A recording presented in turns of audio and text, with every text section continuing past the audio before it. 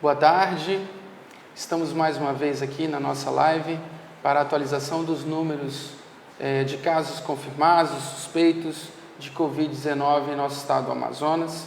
Meu nome é Rodrigo Tobias, sou secretário de Estado de Saúde do Amazonas e doutora Rosemary Pinto, diretora-presidente da Fundação de Vigilância e Saúde, que vai tratar dos assuntos e trazer os números atualizados no âmbito da investigação e toda aquela pergunta dos colegas da imprensa referentes à área da assistência, estamos à disposição para responder. Boa tarde. Então, nós temos hoje 11 casos novos em relação ao dia de ontem, fazendo um total, portanto, de 151 casos. Desses, 9 são em Manaus, desses 11 casos novos, 9 são em Manaus e 2 são no interior. Mais um em Parintins e um em Novo Airão. Parintins, portanto, tem 3 casos confirmados, Manacapuru 2, Itacoatiara 2, Santo Antônio do Içá, Anori, Boca do Acre e Novo Airão, 1 caso cada um. E nós temos um óbito do município de Parintins. Quanto às internações, nós temos 22 pessoas internadas, sendo que 11 estão em leitos clínicos, 10 na rede privada e 1 no Delfim Aziz. E temos 11 em UTI, 4 no Delfim Aziz e 7 na rede privada. Nós estamos com o LACEN, com 110 amostras em investigação. Ok. A gente começa, então, as perguntas da imprensa. Hoje faremos uma nova metodologia, para sermos mais rápidos e precisos. Havia muitas perguntas em comum, muito parecidas, então a gente dividiu em blocos, para ser mais rápido e mais objetivo. Os portais Zuca Brasil, Manaus Alerta, TV em Tempo, TV Amazonas, Rede Tiradentes e Jornal A Crítica perguntam sobre a disponibilidade de leitos para a Covid-19.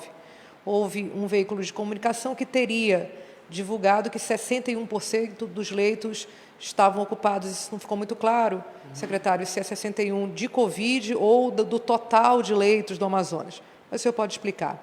E a gente quer saber, na verdade, qual o nível de ocupação dos leitos para a Covid-19. Então, como todos já sabem, nossa unidade de referência para casos confirmados de Covid-19 é o Hospital Delfim Aziz. E nesse primeiro momento, onde a gente tem o número de casos confirmados, e a grande maioria deles são casos brandos, a gente então tem disponibilizado hoje no Delfim Aziz 50 leitos de UTI. Pensando na expectativa de ampliação do número de leitos, estamos recebendo mais 10 leitos de UTI do Ministério da Saúde. Estamos também já pensando numa fase 2, que é de ampliação desses mesmos leitos, identificando quais são os respiradores que nós temos hoje na rede e transferindo para o Delfim Aziz. Então, é importante dizer que nós já estamos fazendo a remoção de alguns ventiladores ou respiradores mecânicos para o Delfim Aziz, num total de 17. Além de tudo isso, dentro do Delfim Aziz, hoje nós temos 84 leitos clínicos, ou seja, pessoas que têm confirmados de Covid, mas que não precisam estar em cuidados intensivos, ou seja, somente de suporte com oxigênio e também suporte médico. Hoje nós temos esses 84. A ideia é que numa fase mais ampliada tenhamos 350 leitos de UTI, ou seja, tomando toda a nossa capacidade do hospital para leitos de UTI e já explicando também um pouco o nosso plano, que é de ampliação desses leitos.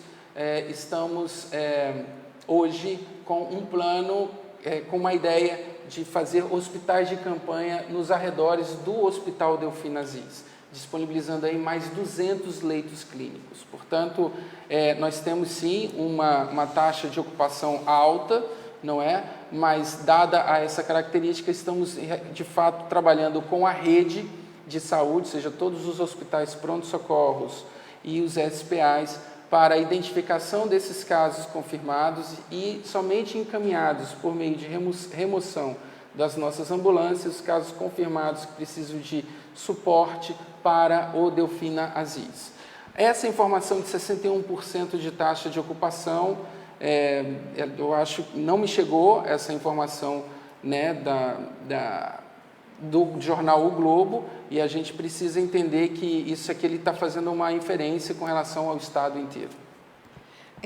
Você falou em hospitais de campanha, muita gente também perguntando, porque viram ontem na televisão, Rio e São Paulo usando estádios de futebol, Nova York também, muita gente questionando por que não usar a Arena da Amazônia. Talvez valesse, secretário, uma explicação sobre esses lugares não terem disponíveis áreas físicas perto do hospital, o que não é o nosso caso, não é isso? Exatamente. Nós estamos escolhendo a estrutura de campanha no Hospital Delfim Aziz por critérios técnicos.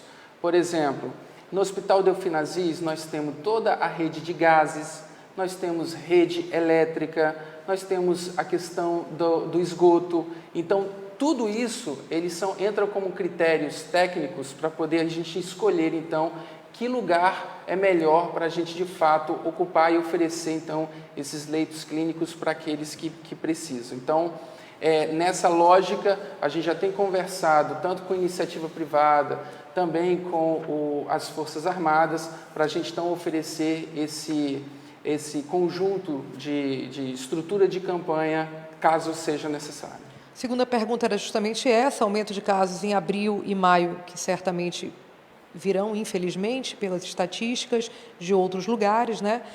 Se vai ter alguma medida adicional, algum reforço na estrutura do Delfina, o senhor considera respondida já essa pergunta? É respondida, mas é importante dizer também que serão liberados hoje também, a partir de hoje, né, pelo governo do Estado, um total de 23,4 milhões de reais referentes à primeira parcela do FTI, né, para os municípios.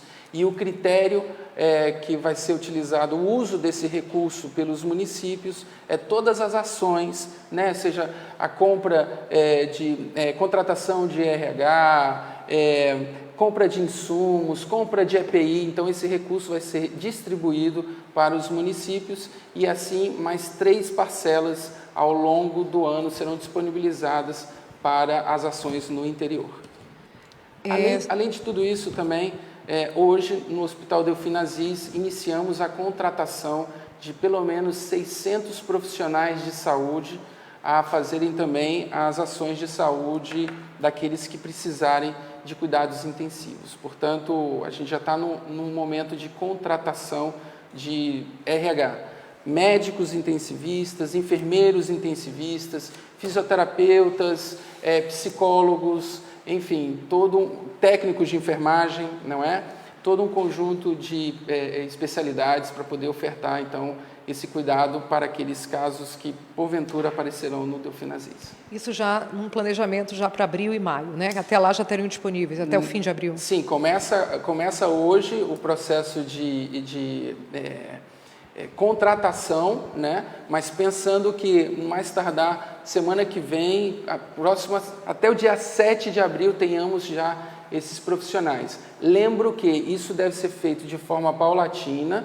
Por quê? Porque também nós estamos em fase, né, de contratação de aluguel de 300 leitos de UTI, não é? Com a empresa que ganhou a compra pública, né, a licitação do Ministério da Saúde. Então, a gente ainda depende deles quando é que eles vão trazer esses leitos para cá. Então, à medida que os leitos forem chegando, a gente então vai fazendo a contratação desses recursos humanos. Tem uma última pergunta aqui de assistência, antes da gente entrar na parte de vigilância. A pergunta é: qual a orientação para grávidas que tiverem sintomas? Há mudança no acompanhamento de pré-natal em função da doença? Não há mudanças no acompanhamento de pré-natal com as mãezinhas e não há nenhum indicativo de que o coronavírus ele atinja as mulheres grávidas ou as crianças. Todo cuidado é pouco. Mas pensando exatamente nesse público, que também é um público que merece todo o cuidado do sistema de saúde, a gente então está organizando uma unidade nossa para só atendimento de mulheres grávidas e também os bebezinhos. Com sintomas, não é isso? Com sintomas. Agora, a área de vigilância tem várias perguntas aqui. TV Amazonas, crítica, Record em tempo. Record Manaus, Jornal A Crítica em Tempo, Grupo Diário, Rede Tiradentes, portais Amazonas Atual, Em Tempo, Uno Mídias, The Amazônia, 18 Horas e Manaus Alerta. A gente resumiu aqui em 8 perguntas. Doutora Rose, há planejamento para testes em massa? Os 60 mil testes já chegaram e estão sendo usados? Não há planejamento para testes em massa. Ontem a gente respondeu isso. Serão testados apenas os profissionais de saúde sintomáticos e as pessoas que estão com potencial de agravamento, maiores de 60 anos, aqueles que têm comorbidade ou os que estão apresentando um quadro exuberante, serão testados rapidamente para que tenham a assistência médica imediata e também para que sejam isolados, evitando assim o contágio de outras pessoas. Os 60 mil testes já chegaram? Não, os 60 mil ainda não chegaram, estão a caminho. Todos nós sabemos que os aviões estão parados. Manaus agora está com uma restrição muito grande de voos e nós estamos aguardando a chegada desses testes. Todos os municípios já pegaram seus kits de coleta para fazer exames? Como o Estado está fazendo a vigilância no interior? 80% dos municípios já pegaram e já estão com esses kits nos municípios. Toda a rede de vigilância do interior está ativa e sensível. Os municípios estão trabalhando, executando os seus planos de contingência.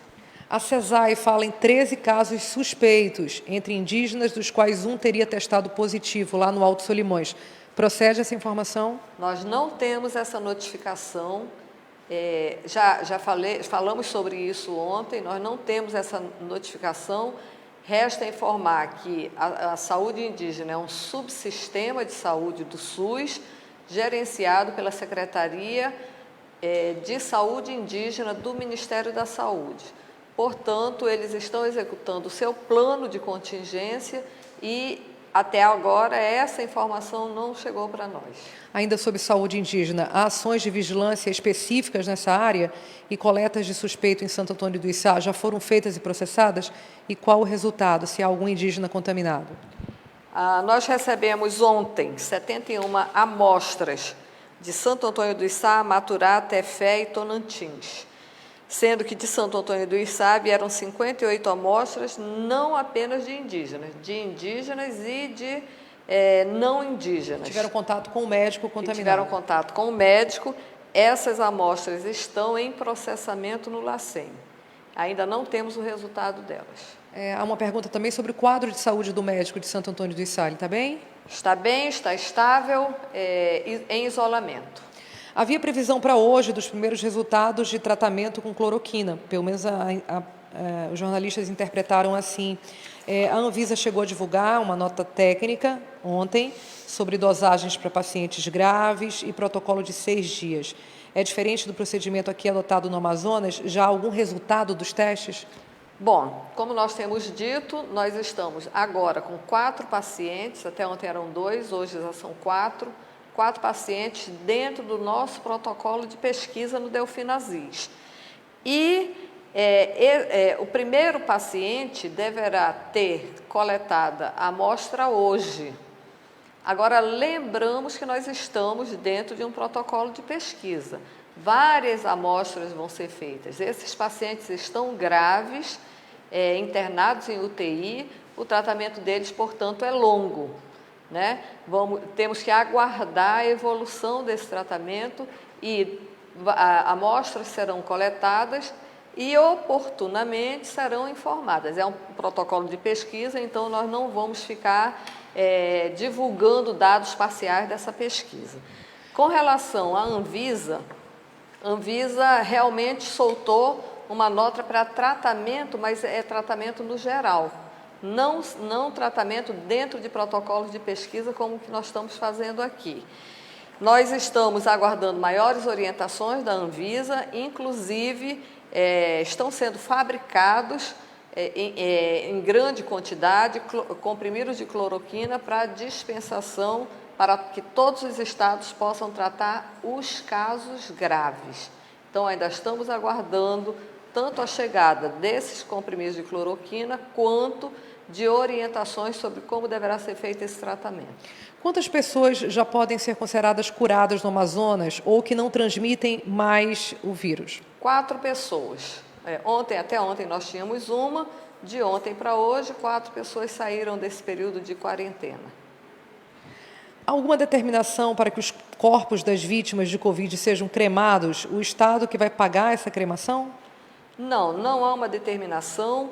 Inicialmente a orientação era essa, a orientação da Anvisa era essa. Na semana passada a Anvisa revisou a sua norma e a orientação agora é que esses enterros podem ser realizados desde que com caixão fechado, sem aglomeração de pessoas e com os participantes usando máscaras e as medidas preconizadas de lavagem de mãos e álcool gel. E mais curto também, né? Sim, um período muito curto. Não se vai fazer velório de 12 horas ou de 10 horas, é um período muito curto para o velório. Então, última pergunta aqui de vigilância, antes de a gente passar novamente para perguntas da rede. Alguns municípios do interior estão adotando toque de recolher e quarentena. Isso é necessário ou apenas barrar o fluxo em portos e aeroportos do interior já seria suficiente? A FS não orientou isso, mas cada prefeitura é autônoma para elaborar o seu plano de contingência e executá-los. E é isso que foi feito. Cada município elaborou seu plano, está executando, alguns estão sim com toque de recolher ou com restrições mais severas. O que, de certa forma, é muito bom, porque evita o espalhamento do vírus pelos municípios do interior.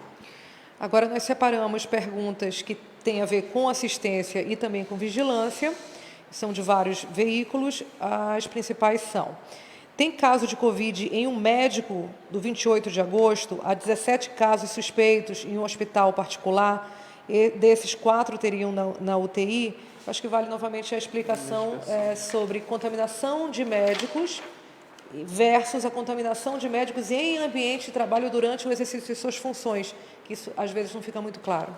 Isso, então nós temos, como eu informei ontem, nós temos 6 médicos notificados, todos eles, nenhum está internado, todos eles estáveis em isolamento domiciliar e contraíram o vírus fora daqui, ou no exterior, ou em outros estados com grande circulação viral.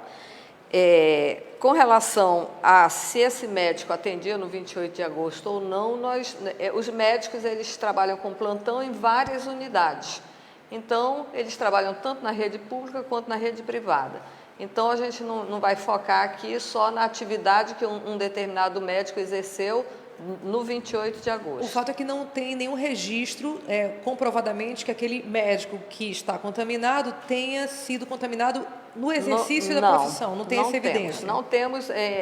Inclusive, esse médico esteve em São Paulo, esse profissional médico, pode ser homem ou mulher, esteve em São Paulo e voltou contaminado com o vírus. Qual é a outra pergunta? É que tem um hospital particular que fala que tem 17 casos suspeitos e 4 casos deles estariam na UTI. A gente fala sobre internados na rede particular. Esses casos então, dessa rede particular estariam no seu registro? Estão no nosso registro. Nós temos notificação de toda a rede privada. Nós recebemos diariamente essas notificações. Como eu expliquei ontem, se trata do número de casos, casos confirmados. Aqui eu trabalho com casos confirmados, essa unidade trabalha com casos suspeitos e realmente ela pode ter até um número maior de casos suspeitos, porque nós temos, como eu disse ontem, muitos casos de síndrome respiratória aguda grave, as pessoas adoecendo gravemente, sendo internadas, algumas indo para a UTI, não por causa do Covid, e sim por causa de influenza, de metapneumovírus, adenovírus, vírus sincicial respiratório e outros vírus que estão circulando. Os sintomas são parecidos. Sim. E a repercussão no organismo exatamente, também. É a mesma. Exército informou que militares testaram positivo para a Covid. Já está na estatística da Fundação de Vigilância. quantos seriam esses casos e qual o estado de saúde deles? Não está na estatística, nós recebemos uma notificação do laboratório que fez esses exames, que não foram feitos no LACEN.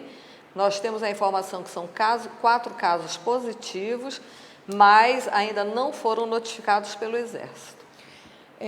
Para finalizar, por que o Amazonas é o estado do norte com mais casos? Tem mais testagem aqui ou não? O clima do estado, de alguma maneira, teria relação com esse número de casos aqui no Amazonas? Os casos da região norte os estados da região norte têm praticamente o mesmo clima chuvoso, que vai de novembro a maio, todos os anos. Então, as questões climáticas são iguais para todos os estados da região.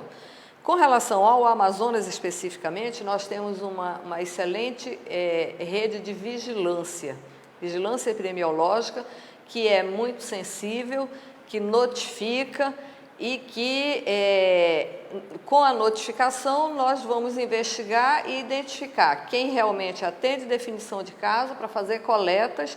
Essas coletas são encaminhadas para o LACEN, que é um excelente laboratório de referência, não é? que tem agilidade, inclusive, na liberação de resultados. Então, isso, com certeza, deve influenciar nos nossos resultados. Quer dizer, a gente teria menos subnotificações por essas causas. Em função de uma rede que é muito sensível. A gente termina aqui as perguntas, secretário, mas eu acho que antes da gente encerrar, valeria a pena, que ainda há muitas dúvidas das pessoas de modo geral, sobre a retirada de pacientes que estão no Delfina, com outros que ainda estão no Delfina, mas que não tem nada a ver com o Covid e que estão sendo levados para a rede. E também a presença de possíveis pessoas com Covid na chamada Sala Rosa. Eu acho que são 2 esclarecimentos que valem a pena. É importante a gente destacar como está organizado toda a nossa rede de serviços, a rede de saúde, né, do município. Então, nós temos uma única unidade, que é o Hospital Delfina, como referência para o Covid-19. E nós temos uma grande rede aqui que está preparada para acolher todos os pacientes que têm síndrome respiratória aguda, ok? Então, logo, se essa unidade é a unidade de referência, todos aqueles casos internados, todos aqueles pacientes que antigamente procuravam Delfinazis, hoje a porta do Delfinazis está fechada. Aqueles pacientes que estavam internados, a gente não está fazendo uma permuta. Esses pacientes estão sendo transferidos para toda a nossa rede, hospitais pronto-socorro, os SPAs, não é? Eles estão sendo trazidos de lá para a nossa rede e aqueles que estão entrando na nossa rede pelas salas rosas, nós estamos adotando o fluxo de segregação. Ou seja, pacientes que têm algum sintoma de gripe e que se enquadram dentro dos critérios do Ministério e que, por uma confirmação dos resultados laboratoriais, esse paciente, então, vai ser referenciado para o Delfinazis. Então, aquelas pessoas que estão saindo do Delfinazis e ocupando os leitos em outras unidades, não têm Covid-19, tá bom? E aquelas que estão entrando pela porta de entrada, entrando pelo Delfinazis, pela nossa remoção, pelas nossas ambulâncias, esses são casos identificados e alguns deles ainda suspeitos, mas como precisam de suporte de unidades de terapia intensiva, esses sim estão sendo encaminhados para o Delfinazis. E, portanto, nesse sentido, só uma última colocação, nós, Secretaria de Estado, junto com a Fundação de Vigilância, que tem a missão aí de fazer a investigação epidemiológica dos casos, nós aqui fazemos coro de que as pessoas de fato fiquem em casa. Estamos lidando com um vírus novo, um vírus que é inimigo dos sistemas de saúde no mundo inteiro, não é? Em que não necessariamente tenhamos capacidade de atender a todos os graves. Portanto, quanto menos movimento das pessoas, quanto menos pessoas nas ruas, maior a probabilidade de atender a todas as pessoas que têm Covid-19, que precisam de estrutura ou de cuidados intensivos aqui no estado. E a gente precisa dizer também que as pessoas precisam ficar em casa por amor à sua família, mas, sobretudo, aos profissionais de saúde, os médicos, os enfermeiros, os técnicos de enfermagem, que e vão estar na linha de frente cuidando de todos nós. Portanto, fiquem em casa. Então, dessa forma, a gente termina a nossa live de hoje, mas na certeza que traremos novos números amanhã. Obrigado.